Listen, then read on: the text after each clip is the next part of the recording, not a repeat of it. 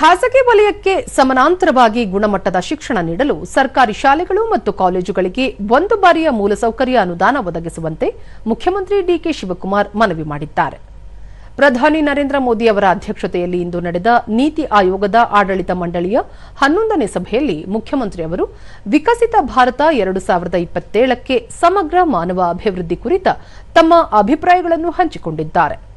ಕರ್ನಾಟಕದಲ್ಲಿ ಜಾರಿಗೊಳಿಸಲಾದ ಗ್ಯಾರಂಟಿ ಯೋಜನೆಗಳ ಪ್ರಗತಿಯ ಬಗ್ಗೆ ಮಾಹಿತಿ ನೀಡಿದ್ದಾರೆ. ದೇಶದ ಅಭಿವೃದ್ಧಿಗೆ ಮತ್ತು ಮಾಹಿತಿ ತಂತ್ರಜ್ಞಾನ ಕ್ಷೇತ್ರಕ್ಕೆ ಬೆಂಗಳೂರಿನ ಕೊಡುಗೆಗಳ ಬಗ್ಗೆ ಮುಖ್ಯಮಂತ್ರಿ ಅವರು ವಿವರ ನೀಡಿದ್ದಾರೆ. ಗ್ರಾಮ ಪಂಚಾಯಿತಿಗಳಿಂದ ನರೇಗಾ ಮಹಿಳಾ ಕಾರ್ಮಿಕರ 2 ವರ್ಷದೊಳಗಿನ ಮಕ್ಕಳಿಗಾಗಿ ಗ್ರಾಮೀಣ ಶಿಶುಪಾಲನಾ ಕೇಂದ್ರಗಳನ್ನು ಸ್ಥಾಪಿಸುವ ಕೂಸಿನ ಮನೆ ಮಾದರಿಯನ್ನು ನೀತಿ ಆಯೋಗ ಅನುಸರಿಸಬಹುದಾಗಿದೆ. 2028ರ ವೇಳೆಗೆ ರಾಜ್ಯದಲ್ಲಿ ಒಟ್ಟು 2,000 ಕರ್ನಾಟಕ ಪಬ್ಲಿಕ್ ಶಾಲೆಗಳನ್ನು ಅಭಿವೃದ್ಧಿಪಡಿಸುವ ಗುರಿ ಇದೆ. ಇದಕ್ಕಾಗಿ ಎಡಿಬಿಯಿಂದ 1,750 ಕೋಟಿ ರೂಪಾಯಿ ಸಾಲದ ನೆರವಿನೊಂದಿಗೆ 2,500 ಕೋಟಿ ರೂಪಾಯಿಗಳನ್ನು ಬಳಕೆ ಮಾಡುತ್ತಿರುವುದಾಗಿ ಹೇಳಿದರು. 1 ಮತ್ತು 2ನೇ ತರಗತಿಯಿಂದ ಕಂಪ್ಯೂಟರ್ ಶಿಕ್ಷಣವನ್ನು ಪರಿಚಯಿಸಲಾಗುತ್ತಿದೆ.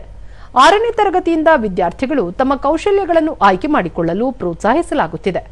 ಕರ್ನಾಟಕ ಎಐ ವಿದ್ಯೆ ಮತ್ತು ಕರ್ನಾಟಕ ಎಐ ಪ್ರಬೋಧ ಎಂಬ ಕೃತಕ ಬುದ್ಧಿಮತ್ತೆ ಆಧಾರಿತ ಶಿಕ್ಷಣ ಮತ್ತು ಮೌಲ್ಯಮಾಪನ ವ್ಯವಸ್ಥೆಯನ್ನು ಐಐಟಿ ಧಾರವಾಡದೊಂದಿಗೆ ಅಭಿವೃದ್ಧಿಪಡಿಸುತ್ತಿರುವುದಾಗಿ ಹೇಳಿದರು. ಕೌಶಲ್ಯ ಅಭಿವೃದ್ಧಿ, ನವೋದ್ಯಮ ಹಾಗೂ ಬೆಂಗಳೂರಿನ ಮೂಲಸೌಕರ್ಯ ಅಭಿವೃದ್ಧಿಗಳ ಕುರಿತು ವಿವರಣೆ ನೀಡಿದ ಮುಖ್ಯಮಂತ್ರಿ ಅವರು ಕೇಂದ್ರದಿಂದ ವಿವಿಧ ಕ್ಷೇತ್ರಗಳಲ್ಲಿ ನೆರವಿಗಾಗಿ ಮನವಿ ಮಾಡಿದ್ದಾರೆ.